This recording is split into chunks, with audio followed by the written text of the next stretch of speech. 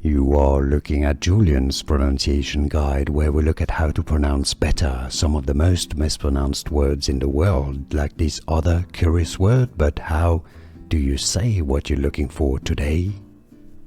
Let's learn how to pronounce this name correctly, the name of this caramelized pork and egg dish from Vietnamese, of course, Vietnam. If you want to learn more Vietnamese, stay tuned. I've got more videos for you coming up. Braised pork with egg.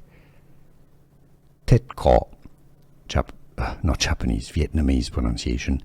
Thit Kho. In English, therefore, use the pronunciation Thit Kho. Thit Kho. Here are more videos on how to pronounce more confusing words and names too many mispronounced. Like this video if you found it useful. I appreciate your support. I'll see you soon and thanks for watching.